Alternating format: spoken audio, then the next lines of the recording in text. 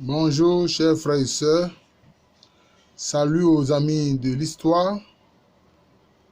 Cette vidéo va mêler un peu faits historiques et éléments spirituels. Voyez-vous, la haine et le racisme contre les êtres humains de type noir, parce que comme je l'ai souvent expliqué, il n'y a pas plusieurs races humaines. Il y a une seule race humaine. Et le séquençage du génome humain le montre. Des personnes qui ne sont pas de même race ne peuvent pas se reproduire si elles ont des rapports sexuels. Donc, il y a une seule race humaine. Et par rapport, disons, au teint, aux yeux bridés ou non, à la peau claire ou foncée, moi je préfère parler de type humain. Pour ne pas dire de variété. Or, souvent le terme de variété est utilisé notamment pour les plantes. Il y a une variété de tomates, il y a une variété d'igname, etc. C'est de ça qu'il s'agit. Voilà. Alors, les Asiatiques appellent les Noirs chocolates. C'est-à-dire, ils disent que les Noirs ont le teint chocolat et je pense que c'est plus juste que de les appeler Noirs parce que l'homme noir, vraiment, noir comme du pétrole brut, il n'y en a pas. Moi, je n'en ai jamais vu. Voilà, ça n'existe pas. Voilà. Alors, qu'est-ce qui s'est passé? L'humanité est partie de la vallée du Nil et de l'Omo, qu'on appelle la Rift Valley. Ouganda, Kenya, Tanzanie, Somalie, le Soudan, le sud de l'Égypte, l'Éthiopie, etc. C'est ça la Rift Valley, la vallée du Nil et de l'Omo. C'est là qu'on a découvert les ossements humains les plus anciens. Il y a eu même quelquefois certains racistes qui sont allés s'emparer des squelettes de simiens, c'est-à-dire de singes, pour faire croire qu'il s'agissait de squelettes humains, etc. C'était la véritable pseudo-science basée sur le racisme. Mais on remarque bien, parce que quelquefois certains se disent, mais quelquefois le professeur Alou cite des éléments, des passages de la Bible et les utilise comme source. Bien sûr, l'historien véritable ne rejette aucun document. Même quand le document est mensonger, l'historien doué l'utilise. Parce que même derrière le mensonge, par la réflexion et l'analyse, on découvre la vérité. Voyez-vous, il y a des passages dans la Bible, notamment les psaumes, où il est dit que Yahvé, ou l'Éternel, a accompli des prodiges au pays de Cam. Mais il faut dire que concernant Cam, en français, cela s'écrit avec C-H-A-M. C-H-A-M. Mais en réalité, ça se lit Cam. Cam vient de quoi? Vient de Kamit, qui est le nom des anciens Égyptiens, c'est-à-dire des Noirs. La preuve, dans le livre de la Genèse, après le déluge, Noé, il est dit que Noé avait 3 fils. Cam, Japheth et Sem. Cam, l'ancêtre des Noirs. Japheth, l'ancêtre, disons, des Européens, des Asiatiques. Et puis Sem, l'ancêtre des peuples sémites, tels que les Arabes, les Hébreux, les Édomites, etc. Et il est dit que Cam, l'ancêtre des Noirs, a vu la nudité de Noé. Parce que Noé s'était enivré de vin.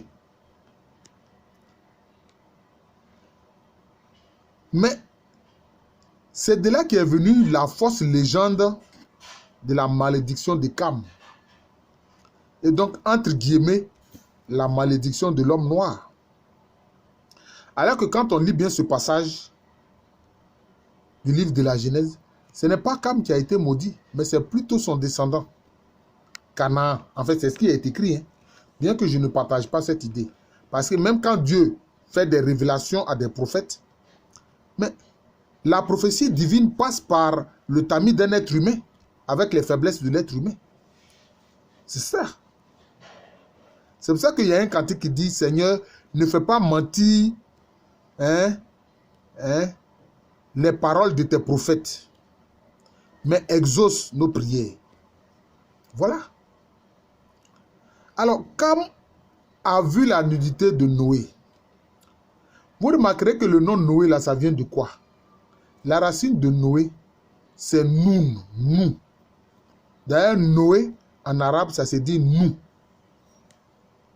Mais vous savez très bien que nous, là, ça concerne quoi? Ça concerne ce qu'on appelle les eaux primordiales. Dans la religion, dans la spiritualité des Égyptiens anciens, nous, ce sont les eaux primordiales. Ce sont les eaux primordiales à partir de laquelle toute la création a surgi.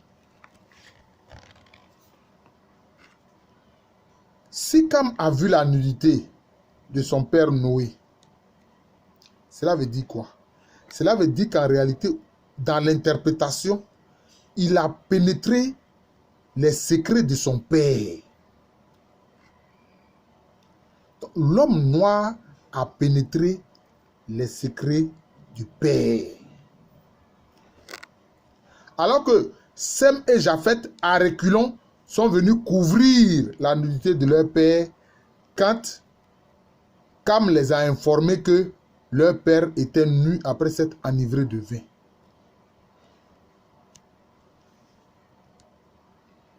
Mais qu'a fait Noé? Il n'a pas osé maudire Cam. Mais c'est plutôt un descendant de Cam qui l'a maudit. C'est-à-dire Canaan. Parce qu'il est dit clairement dans la Bible, dans le livre de la Genèse. Voici les descendants de Cam. Canaan, Punt, Cush, Aksum. Mais cela correspond à des régions aussi précises et à des personnes. Cam, c'est l'Égyptien, c'est l'Égypte. Punt, ça correspond à la Somalie actuelle.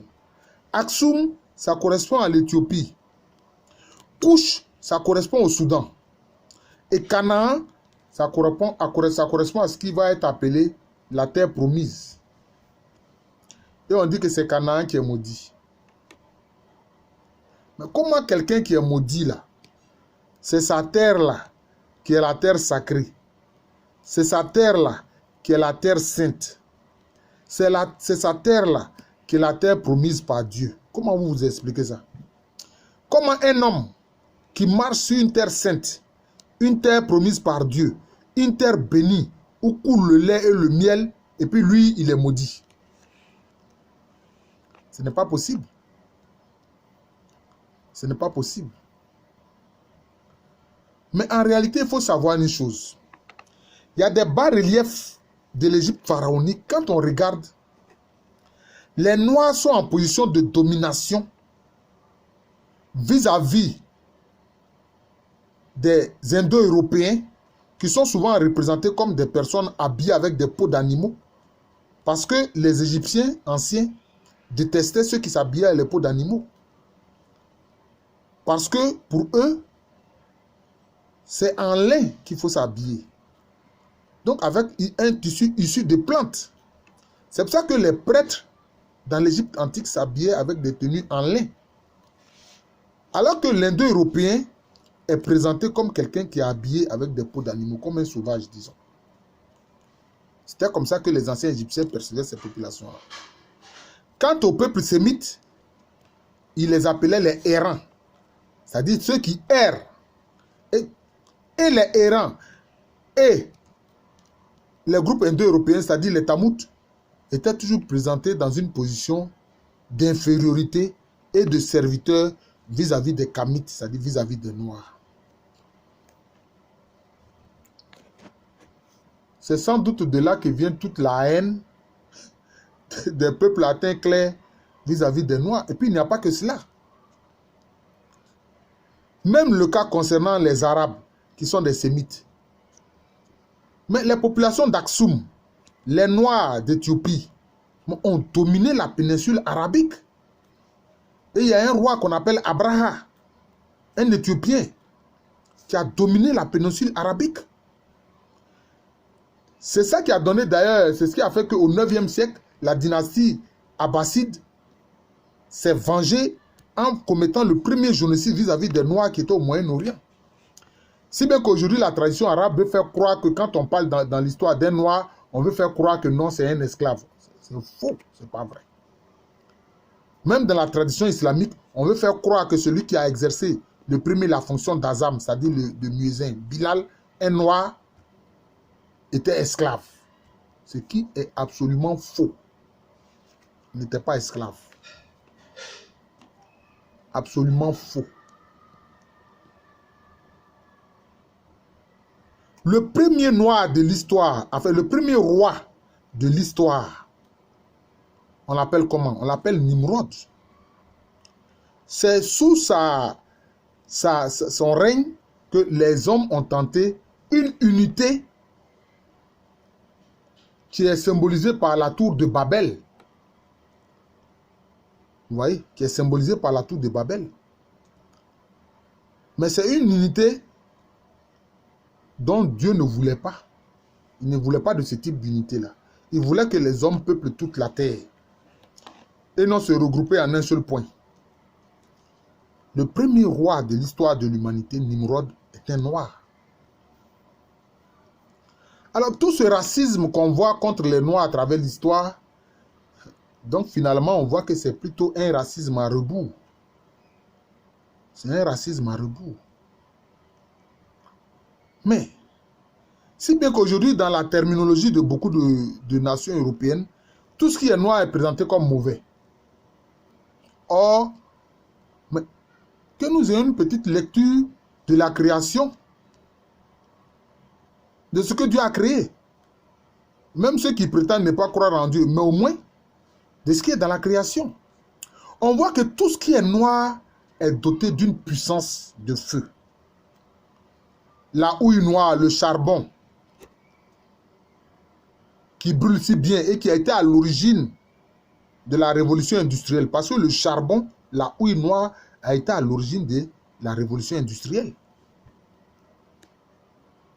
Londres, il y avait un bassin houillé là-bas. Dans le nord de la France, il y avait un bassin houillé. Mais tout ce que le feu a fini de toucher, ça devient comment?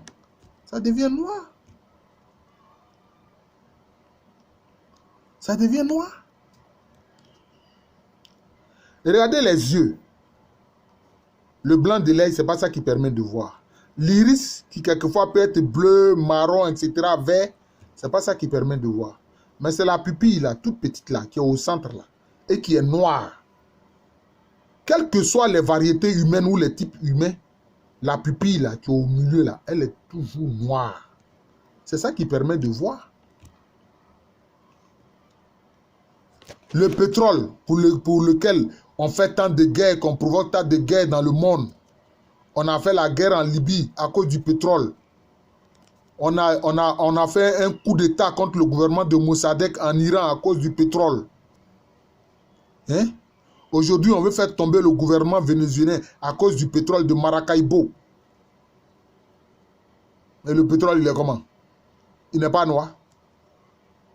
La puissance est dans ce qui est noir. Aujourd'hui, quand vous suivez les recherches des astrophysiciens, mais ils se rendent compte de quoi? Mais ce qui maintient la vie dans l'univers est noir. Excusez-moi, mais c'est noir. La matière noire, ce qu'on appelle la matière noire, c'est ça qui maintient les galaxies. C'est la matière noire qui maintient les galaxies. On n'arrive pas à la voir, mais on sent sa présence. Sans compter les trous noirs. Et au centre de chaque galaxie, il y a un trou noir.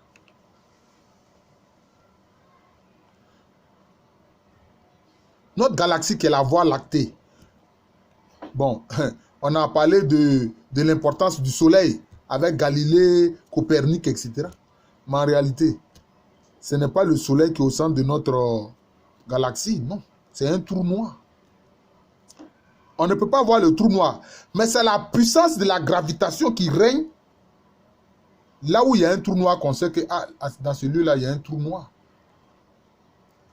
Et quand quelque chose y tombe, même la chaleur, même la lumière ne peut pas échapper du trou noir. Et quand quelque chose y tombe, on peut voir l'objet, mais en fait l'objet est déjà allé à l'intérieur du trou noir. C'est ce qu'on appelle l'horizon des événements. Ça s'appelle l'horizon des événements. Ça s'appelle l'horizon des événements. Et pourquoi est-ce que l'univers s'étend? Ah oui. Les astrophysiciens ont constaté que l'univers s'étend à une vitesse rapide, quelquefois même plus rapide que la lumière. Alors que les années, dans le domaine de l'astrophysique, se calculent en années-lumière. Parce qu'il est dit que vraiment dans l'univers, c'est la lumière qui est vraiment l'objet qui va le plus vite. Mais qu'est-ce qui fait ça? C'est l'énergie noire ou bien l'énergie sombre. C'est l'énergie noire ou bien l'énergie sombre. Vous voyez? Qu'est-ce que les gens ont à détester ce qui est noir? Mais les gens ont peur de ce qui est noir parce que le noir, on ne sait pas ce qui est derrière. Donc, en fait, ce qui fait peur aux gens, c'est l'ignorance. C'est l'ignorance. C'est l'ignorance. Parce qu'on ne peut pas voir dans le noir, mais il y a des animaux qui voient dans le noir. Hein. Ça, moi, je vous le dis. Renseignez-vous, vous verrez. Il y a des animaux qui voient dans le noir, qui voient dans l'obscurité. Vous voyez. Les Arabes, par la religion musulmane. Mais dans un creux de la Kaaba, ce n'est pas la pierre noire qui est là-bas. C'est une météorite noire, elle est noire, elle est vénérée. Vous détestez les noirs et puis vous vénérez une pierre noire. C'est du racisme à rebours, tout ça. En fait, il y a eu un racisme à rebours contre les noirs. C'est un racisme à rebours. Pendant qu'Hitler exerçait son pouvoir, Himmler, qui était un des dirigeants nazis, il avait monté un groupe spirituel. Et même un groupe de réflexion scientifique qu'on appelait l'Ananerbe. Je ne sais pas si je prononce ça correctement. Mais ils essayaient de vénérer un soleil qu'ils appellent soleil noir. Là, ça ne les gênait pas. Hein? Mais parce qu'effectivement, au plan spirituel, le soleil que vous voyez là, à partir de 4 heures du matin, il est précédé par un autre soleil qui est un soleil noir, effectivement. Effectivement, au plan spirituel, oui. Il est précédé par un soleil noir. Ce soleil noir-là est un soleil de justice. C'est pour ça que tous ceux qui sur terre, au plan mystique, commettent des crimes et posent des mauvaises actions, ils arrêtent leurs activités malfaisantes avant que ne paraisse ce soleil noir-là. Oui, avant que ne paraisse ce soleil noir. Parce que s'ils sont surpris par ce soleil noir, c'est fini, leur mort est programmée. Ils meurent. C'est ça la réalité. C'est d'ailleurs ce qui explique le fait que les muezzins annoncent la prière de l'aube dès cette période autour de 4 heures du matin. Ça vient de là. C'est connu. Au plan spirituel, les gens savent ça il y a longtemps. C'est ça qu'on appelle le soleil de justice. C'est l'énergie noire qui fait que les galaxies s'éloignent les unes des autres à une vitesse. Et cette énergie noire va plus vite que la lumière. Vous voyez? Donc pourquoi est-ce qu'on va détester ce qui est noir? Regardez nos populations à Caen. Les sièges consacrés aux ancêtres, comment on les appelle? On les appelle sièges noirs, biabilé en Agni. Les Ashantis disent Akonua Tuntum. Tuntum, ça veut dire noir. Mais c'est noirci par quoi? Par le sang des victimes. Parce que quand le sang est versé, que le gaz carbonique touche le sang, qui est rouge, alors le sang devient noir. C'est comme ça. Parce qu'il y a la puissance dans ce qui est noir. Il y a la puissance dans ce qui est noir. Ne vous étonnez pas que souvent les hommes politiques, pour montrer leur puissance, mais ils roulent dans des grosses cylindrées qui souvent sont noirs. Alors que le noir en réalité c'est une absence de couleur. Et aux États-Unis, les Blancs, pour manifester leur racisme, ceux du Ku Klux Klan et autres, ils appellent l'homme noir l'homme de couleur. Alors que le noir, c'est l'absence de couleur. Dans ce qui est noir, la lumière est recroquevillée sur elle-même. Vous voyez? Vous voyez? Donc, c'est pour vous dire que le racisme que les Noirs subissent depuis tant et tant d'années, le code noir pour maltraiter les esclaves noirs, cette haine contre le noir, prend sa racine dans l'histoire, parce que dans le commencement de l'histoire, ce sont les Noirs qui ont dominé. Et quand ils ont dominé, ils n'ont pas toujours été tendres avec les autres. On voit bien l'esclavage qu'ont subi ceux qu'on appelle les errants, notamment les Hébreux, les peuples sémites en Égypte pharaonique. Oui, en Égypte pharaonique. Qui était une civilisation, la première civilisation de l'humanité qui a été faite par des peuples noirs. Par des peuples noirs. Vous voyez. C'est de ces choses-là que je voulais parler aujourd'hui. Oui, c'est de ces choses-là que je voulais parler aujourd'hui. Vous voyez la corrélation que j'ai faite entre Noé et Noun. Et Noun, qui sont les eaux primordiales, qui sont des eaux noires, desquelles la création a surgi. C'est pour ça que vous remarquerez, dans le récit de la création, dans le livre de la Genèse, la nuit est précédée, pardon, le jour est précédé par la nuit. La nuit vient toujours en premier. C'est pour ça qu'il est dit, il eut un soir, il eut un matin. Il eut un soir, il eut un matin. Il eut un soir, il eut un matin. Vous pouvez aller lire le livre de la Genèse, vous verrez ça. Ce qui est noir précède toujours. Ce qui est noir précède toujours. Et ce qui est noir est ce qui est imbibé de lumière, de feu. Parce que la lumière s'y trouve emprisonnée. Voilà. C'est cela. C'est cela. Aujourd'hui, on voit que tout l'univers est centré sur ce qui est noir. Matière noire, trou noir, énergie noire. Et pupille de tes yeux noirs. Si tu veux détester l'homme noir là, il faut arracher ta pupille là parce qu'elle est noire. D'ailleurs, même comme je dis là, nous ne sommes pas noirs comme du pétrole brut. Les Asiatiques ont trouvé le bon mot. Ils nous appellent chocolate. Oui, nous avons vraiment la couleur du chocolat. Que tout le monde aime. Tout le monde aime le chocolat. Bon, peut-être il y a quelques-uns qui peuvent détester le chocolat. Sans doute peut-être qu'ils ont des problèmes de glycémie. Je voudrais m'arrêter là concernant cette vidéo qui fait, disons, des incursions dans l'histoire, mais aussi qui a des aspects spirituels. Le soleil noir est une réalité. C'est le soleil de justice. C'est un soleil de justice. Ceux qui sont sorciers, qui sortent de leur corps pour aller nuire aux autres, là, ils savent de quoi je parle. Avant que ce soleil noir ne paraisse, ils retournent. Ils rentrent, ils retournent, leur âme retourne dans leur corps. Et ils arrêtent leurs mauvaises actions. Je vous remercie. Je suis le professeur Alou Kwame René. Professeur titulaire d'histoire à l'université Félix Houphouët-Boigny, qui est à Abidjan, en Côte d'Ivoire, en Afrique de l'Ouest.